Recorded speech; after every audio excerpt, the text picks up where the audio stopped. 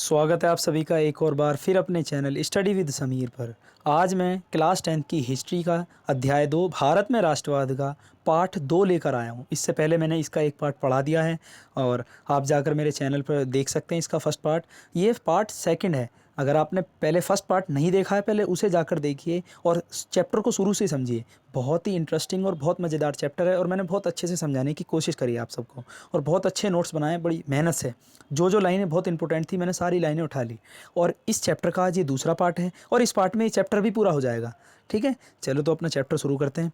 आज है सबसे पहला टॉपिक है बागानों में स्वराज। देखो, महात्मा गांधी के विचारों और स्वराज की अवधारणा के बारे में मजदूरों की अपनी समझ थी। सब लोग गांधी जी को अपनी तरह से लेते थे। देखो, असम के बागवानी मजदूरों के लिए आज़ादी का मतलब यह था कि वे उन चार दीवारियों से जब चाहे आ जा सकते थे और बागान के जो मज़दूर थे वो गांधी जी को या आज़ादी को इस तरह से समझ रहे थे कि बस हमें गांधी जी आएंगे तो बस बागानों से आने जाने की आज़ादी दिलवा देंगे। क्यों? क्योंकि जिनमें उनको बंद करके रखा जाता था उनके लिए आज़ादी का मतलब था कि वे अपने गाँवों से संपर्क रख पाएंगे, यानी कि उनका आना जाना हो जाएगा। बस बागान मजदूर आज़ादी को इतना ही समझते थे कि उन्हें आज़ादी मिल जाएगी, बागानों से आना जाना हो जाएगा बस। और 1859 के इनलैंड इमिग्रेशन एक्ट के तहत बागानों में काम करने वाले मजदूरों को बिना इजाज़त बागान से बाहर जाने की छूट नहीं होती थी।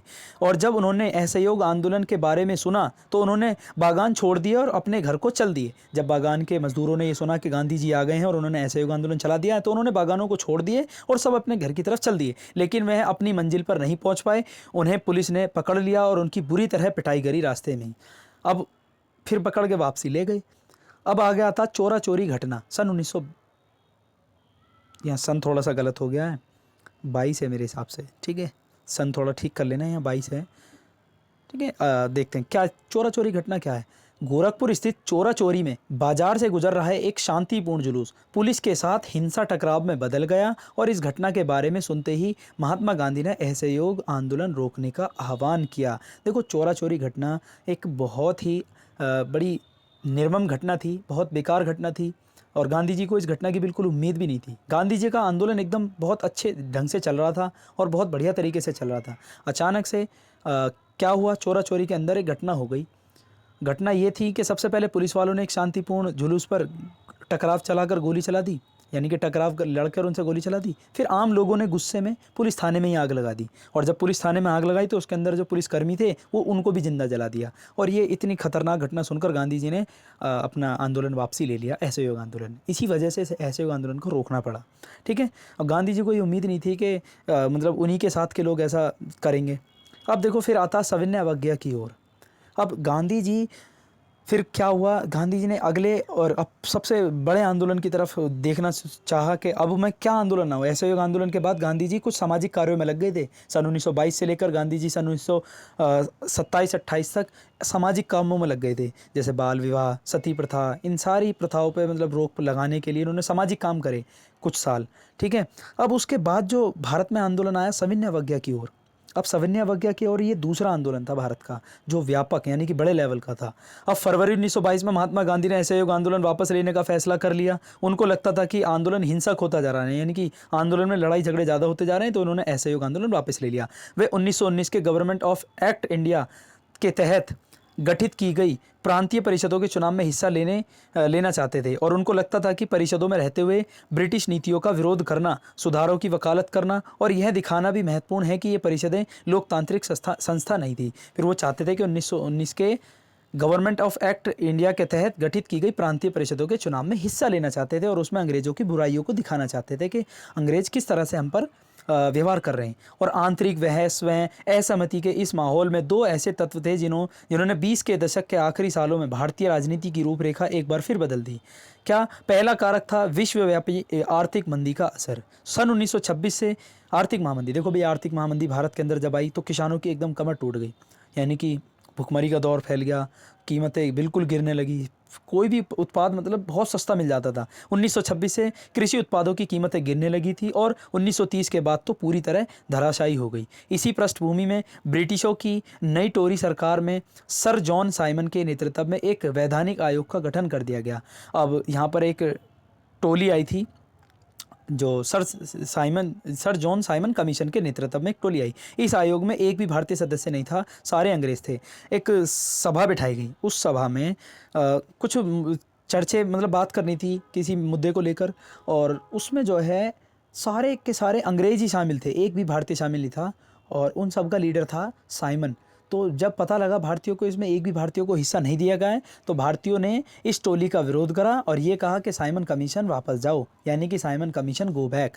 अब सन 1928 में जब साइमन कमीशन भारत पहुंचा तो उसका स्वागत साइमन कमीशन वापस जाओ के नारों से किया गया। यानी कि जब शुरू में अंग्रेजी सरकार ने एक सभा भेजी थी भारत के अंदर कि 1919, देखो मैं बताता हूँ पूरा सभा कैसी थी। सन 1919 का जो रोलेट एक्ट कानून था ना, उसमें कुछ कमी रह गई थी। उस कमी को पूरा करने के लिए एक सभा बुलाई गई थी कि जाके इसमें कुछ जो सुधार करो, इस कमी में सुधार करो, और उस सुधार के लिए कुछ लोगों को बुलाया गया। उन सारे लोगों में अंग्रेज ही शामिल थे, एक भी भारतीय शामिल नहीं था।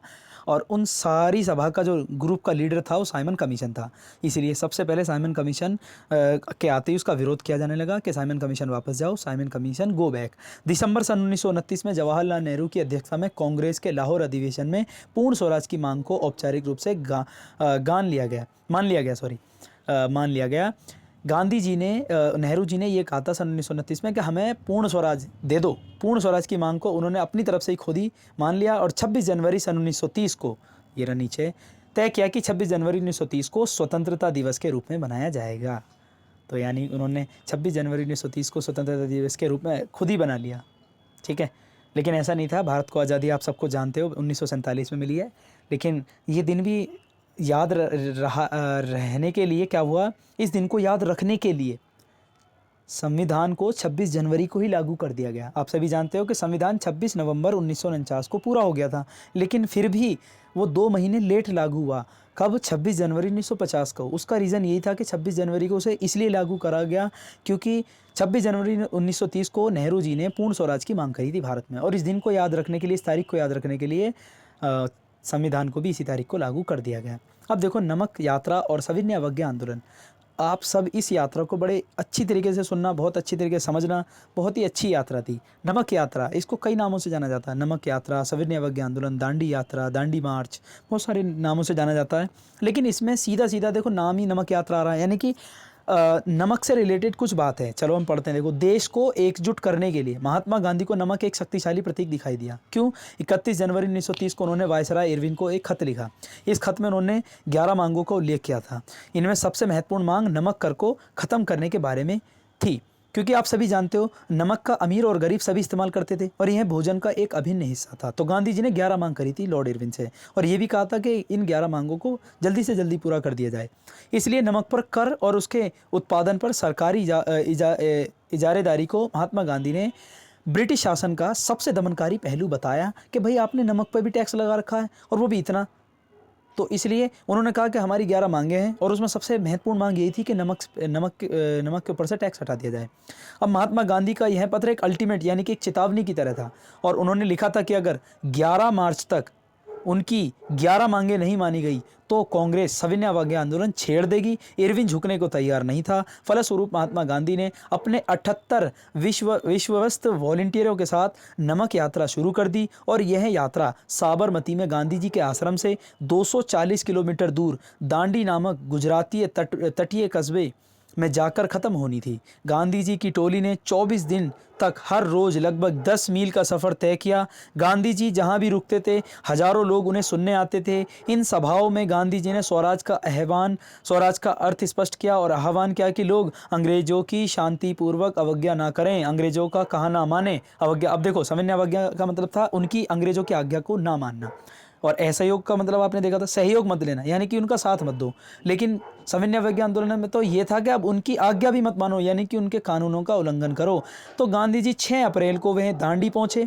उन्होंने समुद्र का पानी उबालकर नमक बनाना शुरू कर दिया, और यह कानून का उल्लंघन था, और कानून की नज़र में गांधी जी एक दोषी बन गए, ठीक है, नमक कानून तोड़कर। यहीं से सविनय अवज्ञा आंदोलन शुरू होता है, और यह आंदोलन असहयोग आंदोलन के मुकाबले किस तरह अलग था। इस बार लोगों को न केवल अंग्रेज़ों का सहयोग ना करने के लिए कहा गया। देखो, ये क्वेश्चन आता है कि असहयोग आंदोलन के मुकाबले सविनय अवज्ञा आंदोलन किस तरह से अलग था। देखो, उसकी कुछ ही बातें हैं कि थोड़ा अलग था। देखो, ये भी एक जन आंदोलन था, वो भी जन आंदोलन था, ये तो सेम है। लेकिन उस आंदोलन में था कि सहयोग नहीं देंगे, असहयोग आंदोलन में था कि लोग अंग्रेज़ों का सहयोग मत दो, ठीक है। और इस आंदोलन में था कि उनकी आज्ञा का पालन ही मत करो, यानी कि उनका उल्लंघन करो कानूनों का। इस बार लोगों को न केवल अंग्रेजों का सहयोग ना करने के लिए बल्कि औपनिवेशिक कानूनों का उल्लंघन करने के लिए आह्वान किया जाने लगा। हजारों लोगों ने नमक कानून तोड़ा और सरकारी नमक कारखानों के सामने प्रदर्शन किए। आंदोलन फैला तो विदेशी कपड़ों का बहिष्कार किया जाने लगा। शराब की दुकानों की पिकेटिंग होने लगी। किसानों ने लगान और चौकीदारी कर चुकाने से इनकार कर दिया। गांवों में तैनात कर्मचारी इस्तीफे देने लगे। बहुत सारे स्थानों पर जंगलों में रहने वाले वन कानूनों का उल्लंघन करने लगे। वे लकड़ी बीनने और मवेशियों को चराने के लिए आरक्षित वनों में घुसने लगे। तो देखो, जब ये आंदोलन और तेजी से फैला तो लोगों ने छोटे छोटे कानून और तोड़ना शुरू कर दिए। जैसे कि दुकानों शराब की दुकानों की पिकेटिंग हो गई, किसानों ने लगान चुकाने से मना कर दिया, ठीक है। और जंगलों में जो आदिवासी थे उन्होंने कानून का उल्लंघन करके जंगलों में घुसने लग गए और लकड़ी बीनने लगे और अपने मवेशियों को चराने लगे। और इन घटनाओं से चिंतित औपनिवेशिक सरकार कांग्रेसी नेताओं को गिरफ्तार करने लगी। बहुत सारे स्थानों पर हिंसक टकराव हुए और अप्रैल 1930 में जब महात्मा गांधी के समर्पित साथी अब्दुल्ला गफ्फार खान को गिरफ्तार किया गया तो गुस्साई भीड़ सशस्त्र बख्तरबंद गाड़ियों और पुलिस की गोलियों का सामना करते हुए सड़कों पर उतर आई और बहुत सारे लोग मारे गए। महीने भर बाद जब महात्मा गांधी को भी गिरफ्तार कर लिया गया तो शोलापुर के औद्योगिक मजदूरों ने अंग्रेजी शासन का प्रतीक पुलिस चौकियों, नगरपालिका भवनों, अदालतों और रेलवे स्टेशनों पर हमले शुरू कर दिए। भयभीत सरकार ने निर्मम दमन का रास्ता अपनाया। शांतिपूर्ण सत्याग्रहियों पर हमले किए गए, औरतों व बच्चों को मारा पीटा गया और लगभग 1 लाख लोग गिरफ्तार कर लिए गए। इस घटना को लेकर देखो, ये इतनी बेकार बात थी अंग्रेजों की। अंग्रेजों को कोई भी अपने खिलाफ कोई चीज़ पसंद ही नहीं थी। 1 लाख लोगों को गिरफ्तार कर लिया, ठीक है। और देखो, ये मैंने इंपॉर्टेंट लाइनें लगाई हैं और जो बहुत ज़्यादा ज़रूरी थी मैंने वो सब कुछ रख दिया है इनमें, ठीक है। महात्मा गांधी ने एक बार फिर आंदोलन वापस ले लिया। 5 मार्च 1931 को उन्होंने इरविन के साथ एक समझौते पर दस्तखत करे। देखो, गांधी इरविन समझौता आता है और गांधी इरविन समझौता यही है। 5 मार्च 1929 को उन्होंने इरविन के साथ एक समझौते पर दस्तखत करे। गांधी जी ने लंदन में होने वाले दूसरे गोलमेज सम्मेलन में हिस्सा लेने पर अपनी सहमति व्यक्त कर दी और लंदन के अंदर गोलमेज सम्मेलन होना था। गांधी जी ने यह कहा कि मैं जाऊँगा। तो इरविन ने कहा कि अगर तुम हमारे साथ समझौता कर लोगे तो हम तुम्हें लंदन में होने वाले गोलमेज सम्मेलन में भेज देंगे। गोलमेज सम्मेलन का कांग्रेस बहिष्कार कर चुकी थी। कांग्रेस ने तो मना कर दिया। दिसंबर 1931 में सम्मेलन के लिए गांधी जी लंदन गए और यह वार्ता बीच में ही टूट गई और उन्हें निराश होकर वापस लौटना पड़ा। यानी कि गोलमेज सम्मेलन में जब वो गए, वहाँ भारतीयों के लिए आवाज़ उठाने गए थे, लेकिन वहाँ कोई भी हल नहीं निकला। गांधी जी को निराश ही वापस लौटना पड़ा। जब महात्मा गांधी ने सविनय अवज्ञा आंदोलन दोबारा शुरू कर दिया, जब गोलमेज सम्मेलन से तो वापसी आए, उन्होंने दोबारा से अपना सविनय अवज्ञा आंदोलन शुरू कर दिया। लोगों ने आंदोलन को कैसे लिया? देखो, अलग अलग तरह से अलग अलग लोगों ने अलग अलग तरह से लिया आंदोलन को। गांव में संपन्न किसान समुदाय जैसे गुजरात के पाटीदार और उत्तर प्रदेश के जाट आंदोलन में सक्रिय थे। उनके लिए स्वराज की लड़ाई भारी लगान के खिलाफ लड़ाई थी। किसानों के लिए तो आंदोलन ऐसा था कि बस उन्हें लगान से छुट्टी मिल जाए, यही उनके लिए आंदोलन था। लेकिन अब 1931 में लगानों के घटे बिना आंदोलन दोबारा शुरू हुआ तो उनमें से बहुतों ने उसमें हिस्सा लेने से इनकार कर दिया। जब किसानों को ये लगता था कि इस आंदोलन से जो है लगान कम हो जाएगा, जब लगान कम नहीं हुआ और तो फिर लोगों ने इस आंदोलन में हिस्सा लेने से ही इनकार कर दिया। गरीब किसान केवल लगान में कमी नहीं चाहते थे, वे चाहते थे कि उन्हें जमींदारों को जो भाड़ा चुकाना पड़ता था उसे भी माफ़ कर दिया जाए। वो लगान चुकाने से तो मना करते ही थे, वो ये भी चाहते थे कि जो जमींदार हमसे भाड़ा लेते हैं ना, वो भी माफ़ हो जाए। अमीर किसानों और जमींदारों की नाराज़गी के भय से कांग्रेस भाड़ा विरोधी आंदोलन को समर्थन देने में प्राय हिचकिचाती थी। देखो, लेकिन कांग्रेस पार्टी जो है, ये जो भाड़ा विरोधी आंदोलन है, इसको बिल्कुल भी ध्यान नहीं देती थी। उसका रीज़न ये था कि अमीर किसान और जमींदार कांग्रेस से नाराज़ ना हो जाए, ठीक है। और इसी कारण गरीब किसानों और कांग्रेस के बीच संबंध अनिश्चित बने रहे। इसलिए गरीब लोगों के जो हैं वो गरीब किसानों के जो संबंध हैं वो कांग्रेस के साथ अच्छे नहीं बने रहे। और व्यवसायिक वर्ग की क्या स्थिति थी? व्यवसायिक वर्ग मतलब व्यापारी जो थे, उनकी क्या स्थिति थी? अपने कारोबार को फैलाने के लिए उन्होंने ऐसी औपनिवेशिक नीतियों का विरोध किया। वे विदेशी वस्तुओं के आयात से सुरक्षा चाहते थे। व्यापारी चाहते थे कि विदेशों से कमाए सामान और हमारा सामान ज़्यादा बिके, क्योंकि विदेश में बनने वाला सामान सस्ता होता था और ज़्यादा मात्रा में आता था और उसको हर कोई ख़रीद लेता था। लेकिन जो देश में बनने वाला सामान है वो कम मात्रा में बनता था और महंगा बनता था, उसको कोई नहीं खरीद पाता था। जैसे जैसे उद्योगपति कांग्रेस के नज़दीक आ रहे थे और मजदूर कांग्रेस से छिटकने लगे। अब आपको पता होगा, जैसे जैसे बिजनेसमैन और उद्योगपति कांग्रेस के करीब आ रहे तो मजदूर उनसे दूर हो गए। ऐसी किसान भी कांग्रेस से दूर हो गए। क्यों? क्योंकि कांग्रेस ने जो है अमीर किसानों का साथ दिया, ना कि गरीब किसानों का साथ दिया। 1930 में छोटा नागपुर की टिन खानों के हजारों मजदूरों ने गांधी टोपी पहनकर रैलियों और बहिष्कार अभियानों में हिस्सा लिया। फिर भी कांग्रेस अपने कार्यक्रम में मजदूरों की मांग को समाहित करने में हिचकिचाती रही। फिर भी कांग्रेस ये चाहती थी कि उनसे अमीर किसान नाराज ना हो, चाहे उसके चक्कर में वो गरीब किसानों को कितना ही नाराज कर ले, गरीब किसानों को और मजदूरों को, और उनसे उद्योगपति और अमीर किसान नाराज ना हो। कांग्रेस को लगता था कि इससे उद्योगपति आंदोलन से दूर चले जाएंगे और साम्राज्यवाद विरोधी ताकतों में फूट पड़ जाएगी। यानी कि कांग्रेस खुद चाहती थी कि ताकतवर आदमी उन्हीं के साथ रहें, और ताकतवर आदमी वही थे अमीर किसान और उद्योगपति। इसलिए वो छोटे लोगों पर नहीं ध्यान देती थी कांग्रेस, बल्कि उन पर ज़्यादा ध्यान देती थी उद्योगपति पर और अमीर किसानों पर, ताकि ये हाथ से ना निकल जाए। देखो भाई, आंदोलन में औरतों ने बड़े पैमाने पर हिस्सा लिया। गांधी जी के नमक सत्याग्रह के दौरान हजारों औरतें उनकी बात सुनने के लिए घर से बाहर आ जाती थी और उन्होंने जुलूसों में हिस्सा लिया, नमक बनाया, विदेशी कपड़ों में शराब की दुकानों की पिकेटिंग की। बहुत सारी महिलाएं जेल भी गई और शहरी इलाकों में ज़्यादातर ऊंची जातियों की महिलाएं सक्रिय थी। अगर शहर की बात करें तो वहाँ जो ऊंची जातियों की महिलाएं होती हैं वो ज़्यादा सक्रिय थी आंदोलन में, यानी कि ज़्यादातर हिस्सा ऊंची जाति की महिलाओं ने लिया है। जबकि गाँव के इलाकों में आप जाओगे तो संपन्न किसान परिवारों की महिलाएं आंदोलन में हिस्सा ले रही थी, और गांव में भी अमीर जो महिलाएं होती हैं, यानी कि अमीर किसानों की जो पत्नियां होती हैं, वो हिस्सा ले रही थी। गांधी जी का मानना था कि घर चलाना, चूल्हा चौका संभालना अच्छी माँ में अच्छी पत्नी की भूमिकाओं का निर्वहन करना और औरत का असली कर्तव्य है। अच्छी माँ बनना और अच्छी पत्नी बनना, यही औरत का असली कर्तव्य है, गांधी जी का मानना था। लेकिन गांधी जी ने आंदोलन में आने से महिलाओं को कभी भी मना नहीं करा। अब सविनय अवज्ञा की सीमाएं, यानी कि सविनय अवज्ञा आंदोलन कहाँ तक था, मतलब क्या उसकी लिमिट थी, एक क्या सीमा थी, उससे आगे नहीं जा सकता था। सभी सामाजिक समूह स्वराज की अमूर्त अवधारणा से प्रभावित नहीं थे कि स्वराज होता कैसा है। किसी को भी ये नहीं पता था कि स्वराज दिखता कैसा होगा, यानी कि आज़ादी। ऐसा ही एक समूह राष्ट्र के अछूतों का था। अछूतों का आप समझ रहे हो, दलित जो होते हैं। कांग्रेस ने लंबे समय तक दलितों पर ध्यान नहीं दिया, लेकिन महात्मा गांधी ने ऐलान किया कि अस्पृश्यता यानी कि छुआछूत को ख़त्म कर दिया जाए। नीची जाति, ऊंची जाति, भाई अगर आप भारत के पुराने समय में जाओगे जब अंग्रेज रहा करते थे, डॉक्टर बी आर अम्बेडकर के समय से ही ऊंची जाति और नीची जाति का बहुत वो था भेदभाव वहाँ। छुआछूत ऐसी थी कि पानी भी नहीं पीने दिया जाता था नीची जाति वाले लोगों को एक कुएं में से। अगर कोई बड़ी जाति का मंदिर में जाता है तो उसमें छोटी जाति के लोगों को मंदिर में नहीं जाने दिया जाता था। तो ऐसी छुआछूत को ख़त्म करने के लिए गांधी जी ने ऐलान करा कि अस्पृश्यता को ख़त्म किया जाए। अगर अस्पृश्यता को ख़त्म नहीं किया गया तो हम 100 साल तक भी स्वराज की स्थापना नहीं कर सकते, यानी कि 100 साल से भी ज़्यादा लग जाएंगे हमें आज़ादी पाने में। इसलिए उन्होंने अछूतों को हरिजन यानी ईश्वर की संतान बताया। गांधी जी ने अछूतों को हरिजन यानी कि ईश्वर की संतान बताया। गांधी जी ने उन्हें मंदिरों, सार्वजनिक तालाबों, सड़कों और कुओं पर समान अधिकार दिलाने के लिए सत्याग्रह किया। गांधी जी ने कहा उन्हें मंदिरों में भी और सार्वजनिक मतलब सरकारी जगहों पर भी, तालाबों में, सड़कों और कुओं, सब पर उन्हें बराबर का अधिकार मिले। उन्होंने ऊंची जातियों का आह्वान किया कि वे अपना हृदय परिवर्तन करें और अस्पृश्यता के पाप को छोड़ें। उन्होंने कहा अपने दिल को बदलो ऊंची जातियों से, और इन जो नीची जाति वाले लोग हैं इनका भी सहयोग करो। इसलिए सविनय अवज्ञा आंदोलन में दलितों की हिस्सेदारी काफ़ी सीमित थी, यानी कि दलितों की हिस्सेदारी बहुत कम थी। लेकिन गांधी जी ने जब दलितों के लिए आवाज़ उठाई तो डॉक्टर बी आर अम्बेडकर ने 1930 में दलितों को दमित वर्ग यानी कि एसोसिएशन में संगठित किया। दलित वर्ग को दमित वर्ग में संगठित कर दिया।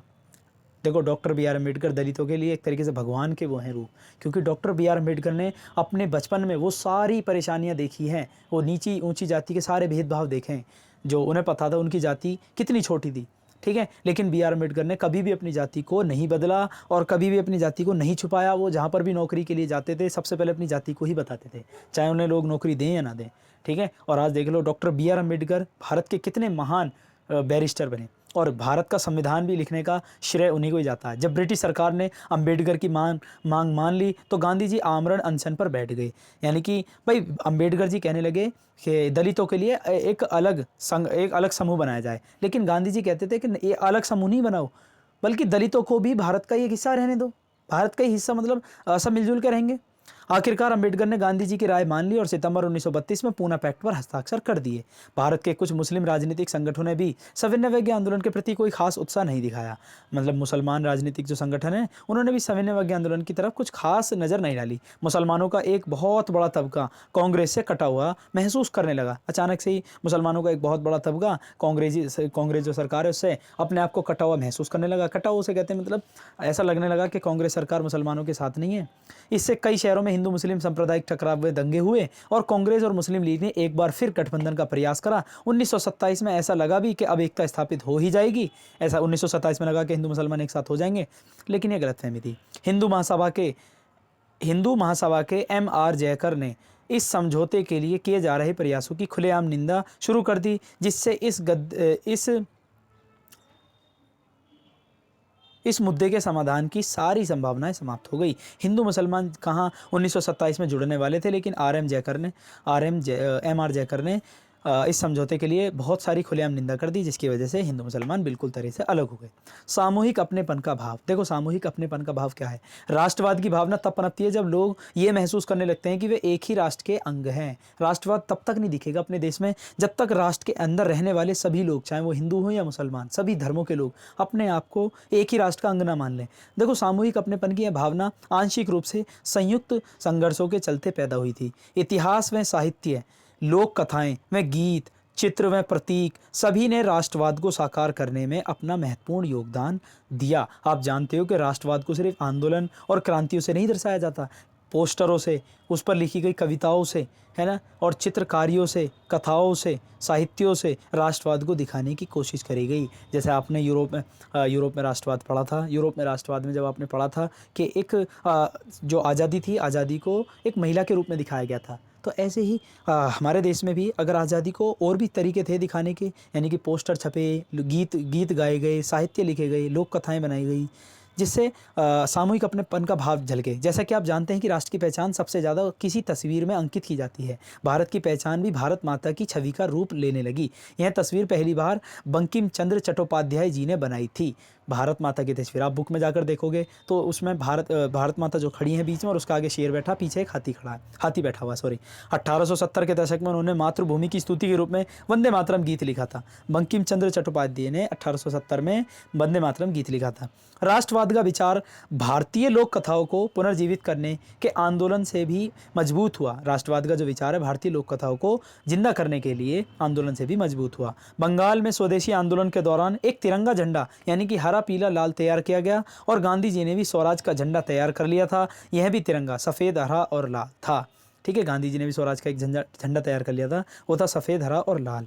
ठीक है, और इसके मध्य में गांधीवादी प्रतीक चरखे को जगह दी गई थी, जो स्वावलंबन का प्रतीक था। जुलूसों में यह झंडा थामे चलना शासन के प्रति अवज्ञा का संकेत था। अंग्रेजों की नज़र में भारतीय पिछड़े हुए और आदिम लोग थे जो अपना शासन खुद नहीं संभाल सकते थे। ठीक है, जवाब में भारत के लोग अपनी महान उन्होंने उस गौरव में प्राचीन युगों के बारे में लिखना शुरू कर दिया। अंग्रेज जो है वो ये कहते थे कि भारतीय जो हैं पिछड़े में हैं और आदि मानव किस्म के लोग हैं, और ये अपना शासन खुद भी नहीं संभाल सकते, ये कहा था अंग्रेज़ों ने। तो भारत के लोगों ने जवाब में ये कहा था कि अगर आप पुराना इतिहास उठाकर देखो तो भारत में एक से एक महान राजा रहे हैं। उन्होंने गौरवमयी प्राचीन युग के बारे में लिखना शुरू कर दिया, जब कला और वास्तुकला, विज्ञान और गणित और धर्म और संस्कृति, कानून और दर्शन, हस्तकला और व्यापार फल फूल रहे थे। उन्होंने बताया कि पहले का दौर हमारा ही था, यानी कि जब अंग्रेज नहीं रहा करते थे तब भी तो भारत में भारतीय रहा करते थे और भारत की राजा रहा करते थे, और उस दौरान कला हो या वास्तुकला, विज्ञान हो, गणित हो या धर्म और संस्कृति, कानून या दर्शन, हस्तकला और व्यापार सब फल फूल रहे थे। अंग्रेजों के ना आने से पहले भी ये सब बढ़िया तरीके से चल रहा था। ठीक है, लेकिन अंग्रेज जब से आए और उन्होंने सब कुछ बदल दिया। जिस अतीत का गौरवगान किया जा रहा था वह हिंदुओं का अतीत था, और जिस अतीत को यानी कि जिन पुरानी यादों को ताज़ा कर रहे थे वो भी हिंदुओं का अतीत था, हिंदुओं का इतिहास था। जिन छवियों का सहारा लिया जा रहा था वह हिंदू प्रतीक थे, इसलिए अन्य समुदाय के लोग अलग थलग महसूस करने लगे। दिक्कत ये हो गई कि अंग्रेज़ों को समझाने के लिए जितने भी पुराने उदाहरण उठाए गए, पुराने राजाओं की बात उठाई गई, वो सारी हिंदूवादी थी। और इससे एक समूह ऐसा था, आप सब जानते हो समूह मुसलमानों का ही होगा, वो समूह अपने आप को अलग थलग महसूस करने लगा कि इन्होंने जितने भी पुराने उदाहरण दिए उसमें एक भी मुसलमानों का उदाहरण नहीं दिया। अब इसी वजह से यहाँ अलग थलग महसूस करने लगे। देखो इसके बाद फिर यहीं से ही आप जानोगे कि यहाँ पे मुस्लिम लीग और कांग्रेस पार्टी के बीच में मनमुटाव आ गया, और उसी के बाद से मुस्लिम लीग ने पाकिस्तान की मांग को रखा। ये आगे की कहानी है, इसको आगे की कहानी आप 12th क्लास में पढ़ोगे। फिलहाल अब तक की कहानी सविनय अवज्ञा आंदोलन तक की है, और उसके बाद देखो बुक में जब आप जाओगे इस चैप्टर के लास्ट में जाना, वहाँ है भारत छोड़ो आंदोलन, उसको भी एक बार पढ़ लेना, उससे भी कभी कभी 1-2 नंबर के क्वेश्चन आ जाते हैं।